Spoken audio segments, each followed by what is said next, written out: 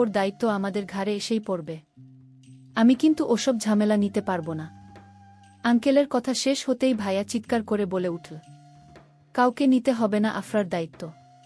যতদিন আমি আছি ততদিন ওকে নিয়ে আপনাদের না ভাবলেও চলবে। আঙ্কেল বেশ অপমানিত হলেন ভাইয়ার কথায়। নানিও মুখ বুঝে সব শুনছে।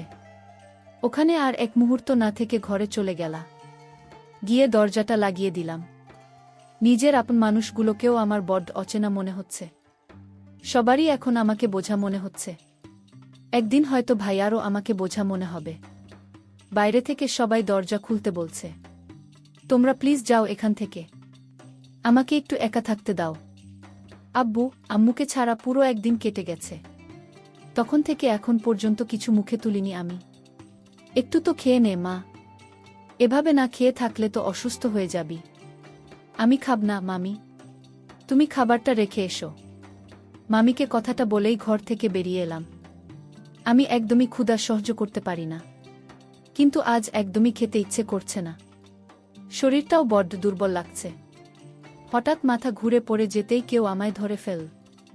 চোখ খুলে দেখলাম মামি আর নিবিড় ভাইয়া বসে আছে। ভাইয়া হয়তো কোথাও গেছে। আমাকে উঠতে দেখেই নিবিড় ভাইয়া মামিকে খাবার আনতে বলল। মামিও খাবার আনতে চলে গেল। নিবিড় ভাইয়া আমার পাশে বসে বলল, এভাবে না খেয়ে থাকলেই কি তোর বাবা মা ফিরে আসবে? না খেয়ে শুধু শুধু নিজেকে কষ্ট দেওয়ার মানে কি আফরা? তোর জন্য আবির ও না খেয়ে আছে। আচ্ছা ভাইয়া, খুব কি ক্ষতি হতো যদি বাবা মা আমাকেও তাদের সাথে নিয়ে যেত? আফরা, তারা যখন তোকে সাথে নেয়নি তখন নিশ্চয় তারা চায় তুই এই দুনিয়ায় থাক। তোকে বাঁচতে হবে আফরা, আবিরের জন্য বাঁচতে হবে, নিজের জন্য বাঁচতে হবে, আমাদের জন্য বাঁচতে হবে। একটু পরে মামি আমার জন্য খাবার নিয়ে এলো। আমিও খেয়ে নিলাম। নয়তো আমার জন্য ভাইয়াও না খেয়ে থাকবে। বিকেলে আমাদের কিছু প্রতিবেশী এলো বাড়িতে। তারা এসেই বিভিন্ন কথা বলতে লাগল। শোনো নিবিড়ের মা, তোমরা বরং আফরার বিয়ে দিয়ে দাও। তাছাড়া কে নেবে ওর দায়িত্ব? অন্য একজন বলে উঠল, তাছাড়া তোমার ঘরেও তো জোয়ান একটা ছেলে আসে। আফরা তো ছোট, বলা যায় না যদি তারা কোনো অঘটন ঘটিয়ে ফেলে। উনার কথা শুনেই কেঁদে দিলাম। তখনই নিবিড় ভাইয়া বাড়িতে ঢুকছিল। হয়তো সে সব কিছুই শুনেছে। নিবিড় ভাইয়া উনাদের সামনে গিয়ে বলল, আফরাকে নিয়ে এতটা ভাবার জন্য অনেক ধন্যবাদ। কিন্তু ওকে নিয়ে যদি আপনারাই সব ভেবে ফেলেন তাহলে আমরা কি করব বলেন? আমাদের জন্য কিছু রাখেন। আর শোন আফরা, একদম মানুষের এসব উল্টোপাল্টা কথায় কান দিবি না। তখনই আরেকজন বলে উঠল, সবই বুঝলাম গো নিবিড়ের মা। শেষ পর্যন্ত এই ঝামেলা তোমাদের ঘাড়েই জুটবে। তোমার ছেলের তো ভাব খারাপ। আর কোনো কথা শোনার আগেই রুমে চলে গেলাম। ওখানে এক পাতা ঘুমের ঔষধ ছিল। সেটা থেকে অনেকগুলো ঔষধ খেয়ে নিলাম। জানি আমি অনেক বড় পাপ করছি, কিন্তু আমার কিছু করার নেই। আমি আর এসব সহ্য করতে পারছি না। আমি কারো ওপর ঝামেলা হয়ে থাকতে চাই না। চোখ খুলতেই নিজেকে হাসপাতালের বেডে আবিষ্কার করলাম। তখনই ভাইয়া ঠাস করে একটা চড় মারল আমায়। প্রচণ্ড কষ্ট পেলাম ঘটনাটায়। জীবনে প্রথম ভাইয়া আমার গায়ে হাত তুলল। একটু পরেই ভাইয়া আমার দুই গালে হাত রেখে বলল, মেরে ফেলবি আমায় বনু? কেন এমন করলি? তুই জানিস না তোর কিছু হলে আমি বাঁচব না। কেন লোকের কথায় নিজেকে শেষ করবি তুই? তুই নিজের যোগ্যতায় দেখিয়ে দিবি যে তুই আমাদের বোঝা না, অহংকার। কেটে গেছে অনেকগুলো দিন। এখন আমি যথেষ্ট নরমাল। পড়াশোনায় ও বেশ মনোযোগ দিয়েছি। আম্মুর খুব শখ ছিল আমি ঢাবিতে পড়ব। সে অনুযায়ী প্রিপারেশন নিচ্ছি। সামনেই এডমিশন টেস্ট। নিবিড় ভাইয়াও এ ব্যাপারে খুব সাহায্য করে আমায়। একদিন উনি আমার সাথে একটুও খারাপ ব্যবহার করেননি। অনেকদিন ঘরবন্দি ছিলাম, তাই আজ ঠিক করলাম মামাদের বাড়িতে যাব। সকালে হাসপাতালে যাওয়ার সময় ভাইয়া আমায় মামা বাড়ি নামিয়ে দিয়ে গেল। ভিতরেই এসে দেখলাম নিবিড় ভাইয়া আর কথা আপু একসাথে বসে কি যেন করছে। তাদেরকে একসাথে দেখেই পুরনো ক্ষতটা যেন জেগে উঠল। কিন্তু আমি সে সবকে পাত্তা দিলাম না। নিবিড় ভাইয়া যেন আমাকে দেখেও দেখল না। আমিও কিছু না বলে ভেতরে ঢুকে গেলাম। কিন্তু মামিকে কোথাও পেলাম না। তাই নিবিড় ভাইয়াকেই গিয়ে জিজ্ঞেস করলাম, ভাইয়া মামি কই? আম্মু তো মামার বাসায় গেছে। ও, তাহলে বরং আমি যাই। এখনই যাবি? হুম। থেকেই কি করব? আচ্ছা যা। আমিও বেরিয়ে এলাম। নিবিড় ভাইয়া একবার জিজ্ঞেসও করল না যে একা যেতে পারব কিনা। অবশ্য করবেই কেন? কথা আপুর সাথে থাকলে তো তার দিন দুনিয়ার খেয়াল থাকে না। বাসায় গিয়ে এখন একা বোর হওয়া ছাড়া কোনো কাজ নেই। নিবিড় ভাইয়াদের বাসার কাছাকাছি একটা ছোটখাটো একটা লেক আছে। তাই ভাবলাম ওখান থেকে ঘুরে আসি। যেই ভাবা সেই কাজ। একা একা লেকের পাড়ে হাঁটছি। এখন সকাল একটা বাজে। এখন অফিস টাইম বলে খুব একটা ভিড় নেই।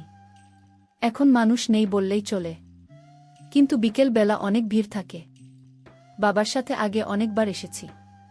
কিছু সময় পরে আমার ফোনে একটা মেসেজ এলো। একা একা থাকতে বুঝি খুব ভালো লাগে শুভ্রপরিগু। মেসেজটা ওই প্রহরী পাঠিয়েছে। আজকাল আর এগুলো নিয়ে ভাবতে ইচ্ছে করে না। সব আবেগগুলো যেন সময়ের সাথে সাথে হারিয়ে গেছে। হঠাৎই আজানের শব্দ কানে এলো। কখন যে এত সময় কেটে গেছে বুঝিনি। তাই বাড়ি যাওয়ার জন্য কিছু দূর এগিয়ে যেতেই দেখলাম নিবিড় ভাইয়া এদিকেই আসছে। উনার চোখমুখ অসম্ভব লাল হয়ে আছে। দেখেই বোঝা যাচ্ছে খুব রেগে আছে। উনি আমার কাছে এসেই বেশ জোরে একটা চড় মারল। আমিও টাল সামলাতে না পেরে নিচে পড়ে গেলাম। উনি আমাকে তুলে আমার হাত ধরে বললেন, তোর কি মাথা খারাপ হয়ে গেছে আফরা? বাড়ি থেকে বেরিয়ে যে এখানে আসবি বলে আসতে পারলি না? তুই বেরোনোর আধ ঘন্টা পর যখন আরশিকে ফোন করে জানতে পারলাম তুই বাড়ি যাসনি তখন আমার কি অবস্থা হয়েছিল জানিস? 2 ঘন্টা কত খুঁজেছি তোকে। ফোনটাও তো ধরিসনি। আসলেই তখন আমার ভাইয়াকে বলে আসা উচিত ছিল। আর তখন মেসেজের জন্য ফোনটাও সাইলেন্ট করে রেখেছিলাম। কিন্তু আমায় নিয়ে উনার এত চিন্তা কেন? চল তোকে বাড়ি দিয়ে আসি। আর সরি এমন বিহেভ করার জন্য। আমি কোনো কথা না বলে চুপ করে রইলাম। তখনই ভাইয়া এমন একটা কথা বলল যেটা শুনে আমি পুরো স্তব্ধ হয়ে গেলাম। ভাইয়া বলল, আমায় বিয়ে করবি আফরা? এসব কি বলছো তুমি নিবিড় ভাইয়া? আমি ঠিকই বলছি। আগে তুই রোজ আমাকে বিরক্ত করতি, আমিও বিরক্ত হতাম। কিন্তু ইদানিং তোর ওই বিরক্তিগুলোকে বড্ড মিস করি। তুমি তো কথা আপুকে ভালোবাসো তাই না? জানি না। আমি কথার সাথে থাকলেও আমার মন বারবার শুধু তোকেই খোঁজে। তুই জানিস, যখন প্রহর আমাকে বলেছিল ও তোকে ভালোবাসে তখন এক মুহূর্তের জন্য মনে হয়েছিল আমি বুঝি তোকে হারিয়ে ফেলব। আপনার ভাই আমাকে ভালোবাসতেই পারে কিন্তু আমি তাকে ভালোবাসি না। তুই তো আমাকে ভালোবাসিস তাই না আফরা? ভালোবাসতাম, হয়তো এখনো বাসি। কিন্তু আপনার প্রতি আমার তীব্র ভালোবাসা আপনার করা অপমান অবহেলার নিচে চাপা পড়ে গেছে। আফরা, দেখুন নিবিড় ভাইয়া, একটা সময় আমি আপনার জন্য পাগলামি করছি, রাতের পর রাত কেঁদে কাটিয়েছি ঠিকই। কিন্তু এখন এসব পাগলামি আমায় মানায় না। আমি এখন এসব কিছু নিয়ে ভাবতে চাই না। আমি এখন আমার পুরো ফোকাসটা আমার ক্যারিয়ারের উপর দিতে চাই। কিন্তু আফরা, আপনি কি আমায় বাড়ি দিয়ে আসবেন নাকি আমি একাই যাব? না, চল আমি দিয়ে আসছি। সেদিন এভাবে নিবিড় ভাইয়াকে রিজেক্ট করে খুব কষ্ট পেয়েছিলাম। তবুও নিজের পড়াশোনায় যথেষ্ট ফোকাস করেছি। আজ এডমিশন টেস্ট। ভাইয়ার সাথে এসেছি কেন্দ্রে। চারিদিকে এত মানুষ দেখে সত্যি খুব ভয় হচ্ছে। এত সব ট্যালেন্টেড মানুষের মাঝে কি নিজের জায়গাটা করে নিতে পারব? অবশেষে পরীক্ষাটা দিয়েই দিলাম। একদম ভালো না হলেও যথেষ্ট ভালো হয়েছে পরীক্ষাটা। হলে ঢোকার আগে নিবিড় ভাইয়া ফোন দিলেও ফোনটা ধরিনি। আজ এডমিশনের রেজাল্ট দিবে। সকাল থেকে প্রচণ্ড টেনশনে আছি। বসে বসে নখ কামড়াচ্ছি। আর ভাইয়া নেটে রেজাল্ট দেখার চেষ্টা করছে। অনেকজনের পরে অবশেষে লিস্টে আমার নামটা পাওয়া গেল। লিস্টে নিজের নামটা দেখা মাত্রই আনন্দে কেঁদে দিলাম। এবার হয়তো আমি আম্মুর স্বপ্নটা পূরণ করতে পারব। আজ ভার্সিটিতে প্রথম দিন। ভাইয়া আমায় রেখে গেছে। দিনটা বেশ ভালোই কাটল। অনেকজনের সাথে বেশ ভালোই পরিচিত হয়েছি। ক্লাস শেষে গেটের বাইরে যাচ্ছিলাম তখন দেখলাম নিবিড় ভাইয়ার ফ্রেন্ডরা মিলে আড্ডা দিচ্ছে। নিবিড় ভাইয়া আর কথা আপু যথেষ্ট ক্লোজ হয়ে বসেছিল। ওদেরকে দেখেই বোঝা যায় তাদের সম্পর্কটা কি। বেশ কিছুদিন হলো ভার্সিটি যাচ্ছি। এই কয়দিন নিবিড় ভাইয়া অনেকবার আমার সাথে কথা বলার চেষ্টা করছে। কিন্তু আমি প্রতিবারই তাকে ইগনোর করেছি।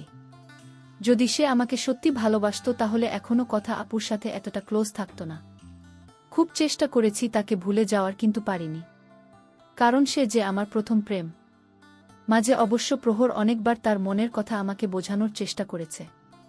কিন্তু আমি এখন এসবে জড়াতে চাই না। এই কয়দিন একদমই মামা বাড়ি যায়নি। খালামনিরাও আর যোগাযোগ করেনি, তবে আরাব ভাইয়া আর রাদিফের সাথে প্রায় কথা হয়। মাঝে মাঝে আরশি আর রাহা এসে আমার সাথে থাকে। তবুও যে দিন শেষে বাবা মায়ের শূন্যতাটা বেশ উপলব্ধি করতে পারি। আজ যদি তারা থাকত তাহলে হয়তো আমার জীবনটাই অন্যরকম হতো। আজ আমাদের ভার্সিটিতে নবীনবরণ অনুষ্ঠান। নিবিড় ভাইয়া তো এবার অনার্স ফাইনাল ইয়ারে, তাই অন্য সবার মতো তার উপরও অনেক কাজের দায়িত্ব পড়েছে। আমি আর রাহা দুজনেই এই ভার্সিটিতে চান্স পেয়েছি। আজ রাহার কথায় একটা নীল শাড়ি পরেছি। অবশ্য দুজনেই একরকম শাড়ি পরেছি। স্টেজের সামনে বসায় নিবিড় ভাইয়ার চোখে খুব সহজেই পড়েছি। ভাইয়া বেশ কয়েকবার আমার দিকে তাকিয়েছে, সেটা আমি দেখেছি। তবুও এমন একটা ভান ধরে আছি যেন আমি ভাইয়াকে চিনি না। ভার্সিটিতে নিবিড় ভাইয়া সবার ক্রাশ বয়। সবাই তার পিছনে লেগে থাকে। আর নিবিড় ভাইয়াকে আমার এভাবে ইগনোর করাটা আমার নতুন বন্ধুদের ঠিক হজম হচ্ছে না। আচ্ছা, নিবিড় ভাইয়ার জন্য যেখানে সবাই পাগল সেখানে তুই উনাকে এভাবে ইগনোর করিস কেন? দিয়া। হ্যাঁ তাই তো। এমন করিস কেন আফরা? মাহি। আরে তোরা জানিস না আমার সবসময় আনকমন জিনিস পছন্দ। আর নিবিড় ভাইয়াকে তো সবাই পছন্দ করে, আমি না হয় অন্য কাউকে পছন্দ করলাম। আমার এমন উত্তরে যেন ওরা একটুও খুশি হয়নি। দিয়া আবারও বলল, জানিস নিবিড় ভাইয়া আর কথা আপু নাকি একে অপরকে ভালোবাসে। তারা নাকি সামনে মাসেই বিয়ে করবে। দিয়ার এমন কথা শুনে বুকের বা পাশে একটা চিনচিন ব্যথা অনুভব করলাম। ওখানে আর এক মুহূর্ত দাঁড়ালাম না। রাহাকে নিয়ে বেরিয়ে পড়লাম বাড়ির জন্য। মাঝে কেটে গেছে 7 দিন। আজ আরাব ভাইয়ার বিয়ে। মেয়ে অবশ্য ভাইয়ারই পছন্দ করা। আমাদের দাওয়াত করা হলেও আমরা যাব না ঠিক করেছি। আমাদের দাওয়াত দেওয়ার আসল কারণ অবশ্য তারা কতটা যোগ্য মেয়ে পেয়েছে সেটা দেখানো। সেদিন আব্বুর নাটা আজও মেনে নিতে পারেনি আঙ্কেল। ভাইয়া আমাকে নিষেধ করে গেছে যেন এসব নিয়ে একদম না ভাবি। তবুও শত ভাবনার মাঝে বারবার একজনের কথাই মনে পড়ে, নিহানগু। আমার কিশোরী বয়সের আবেগ। ছোট ছিলাম কিন্তু প্রচণ্ড আবেগী ছিলাম। তখন সবটাই আবেগ দিয়ে ভাবতাম। সবে মাত্র ক্লাস 10-এ পড়ি আমি। তখন নিহানের প্রতি একটা প্রবল আকর্ষণ কাজ করত আমার। কিন্তু সেটা শুধুই এক প্রকার মোহ ছিল যা সময়ের সাথে সাথে কেটে যায়। কিন্তু নিহান আমার পিছু ছাড়েনি। সে আমার পিছনেই পড়ে থাকত। ভাবত আমি হয়তো রূপের অহংকারে তাকে ইগনোর করছি। তাই সে আমার রূপ নষ্ট করারও চেষ্টা করেছিল। একদিন সন্ধেবেলা কোচিং শেষে ফেরার পথে নিহান আর ওর বন্ধুরা আমার পথ আটকায়। নিহান আমার মুখে অ্যাসিড ছুঁড়ে মারে। কিন্তু সৌভাগ্যবশত কিছুটা অ্যাসিড আমার হাতে আর বাকিটা মাটিতে পড়েছিল। চোখের সামনে নিজের ঝলসে যাওয়া চামড়া দেখে এক গগনবিদারী চিৎকার দিয়ে মাটিতে লুটিয়ে পড়েছিলাম। জ্ঞান ফিরতেই নিজেকে হাসপাতালে আবিষ্কার করেছিলাম। দীর্ঘদিন সাফার করেছিলাম। অনেকগুলো সার্জারির প্রয়োজন হয়েছিল। বাবারা নিহানের নামে মামলা করেছিল। ওকে গ্রেফতারও করা হয়েছিল। ওই ঘটনার পর নিজেকে একদম ঘরবন্দি করে নিয়েছিলাম। তখন আমরা চট্টগ্রাম থাকতাম। তাই এ ব্যাপারে নিবিড় ভাইয়া কিছু জানে না। পরে অবশ্য আমার জন্যই সবাই ঢাকা শিফট করেছিল। অনেকদিন পরে শুনেছিলাম নিহানের জামিন হয়ে গেছে। তার কিছুদিন পরেই ও সুইসাইড করেছিল। কিন্তু কোনো তা এখনও অজানা। আমি এতদিন ভাবতাম হয়তো নিহানই আমার প্রথম প্রেম ছিল। কিন্তু পরে বুঝেছি যে ও আমার মোহ ছিল আর নিবিড় ভাইয়া ছিল আমার প্রথম প্রেম। নিহানকে যে আমি পুরোপুরি ভুলতে পেরেছি তা না। আজও সেই রাতের কথা মনে পড়লেই গা শিউরে ওঠে আমার। কি অসহ্য ছিল সে যন্ত্রণা। সেদিনের সবকিছু হয়তো আমি সহ্য করেছিলাম। কিন্তু আজ যদি নিবিড় ভাইয়া আমায় কোনো কষ্ট দেয় তাহলে সেটা আমি সামলাবো কি করে? নিহান সুইসাইড করার আগে আমার জন্য একটা চিঠি লিখে রেখে গেছিল, যেটা আমি অনেক পরে পেয়েছিলাম। ওখানে ও বলেছিল যে আমার উপর করা অন্যায় নাকি ওকে প্রতি মুহূর্তে কুরে কুরে খাচ্ছে। তাই সে আর সহ্য করতে না পেরে সুইসাইড করেছে। এখনও মাঝে মাঝে নিহানের মৃত্যুর জন্য নিজেকে দায়ী মনে হয়। আজ ভার্সিটি শেষে গেটের বাইরে দাঁড়িয়ে আছি। আজ ভাইয়া নিতে আসবে না। আর আজ একটা রিকশাও পাচ্ছি না। তাই খানিকটা রাস্তা হেঁটেই এগিয়ে গেলাম। ওখানেই দেখলাম কথা আপু আর নিবিড় ভাইয়া একসাথে হাত ধরে হাঁটছে। না চাইতেও চোখ দিয়ে দুফোঁটা পানি গড়িয়ে পড়ল। আমাকে দেখেই নিবিড় ভাইয়া কথা আপুর হাত ছেড়ে আমার দিকে এগিয়ে এসে বলল, আমাকে যখন কথার সাথে দেখে এতটাই খারাপ লাগছে তাহলে সেদিন না করে দিলি কেন? নাকি তুই কখনো আমায় ভালোই বাসিসনি? আমি কি শুধুই তোর মোহ ছিলাম? না, আপনি আমার মোহ ছিলেন না। আপনি আমার ভালোবাসা ছিলেন, আমার প্রথম প্রেম ছিলেন। কিন্তু আমি শুধুই আপনার মোহ ছিলাম। ক্ষণিকের মোহ, যা কিছু সময়ের জন্য আমার প্রতি আপনাকে আকৃষ্ট করেছিল। কিন্তু তা তো স্থায়ী ছিল না, কখনো হতো না। বরং আপনাকে বিয়ে করলে নিজেকে পস্তাতে হতো। আমার কথাগুলো শুনেই নিবিড় ভাইয়া মাথা নামিয়ে নিলেন। আমার কথাগুলো যে ভুলো না সেটা উনি বুঝেছেন। নিবিড় ভাইয়াকে কিছু বলতে না দিয়েই ওখান থেকে চলে এলাম। খানিকক্ষণ পরেই ঝমঝমিয়ে বৃষ্টি নামে। আমি দ্রুত ব্যাগ থেকে ছাতা বের করে নিলাম। সামনে তাকিয়ে দেখলাম একটি ছেলে ও মেয়ে হাত ধরে বৃষ্টিতে ভিজছে। দেখেই বোঝা যাচ্ছে যে এরা নতুন নতুন প্রেমে পড়েছে এরা। আকাশের দিকে তাকিয়ে এই বৃষ্টিফোঁটাকে সাক্ষী করে সৃষ্টিকর্তার কাছে এটাই চাইলাম যেন এদের প্রথম প্রেমটা পূর্ণতা পায়।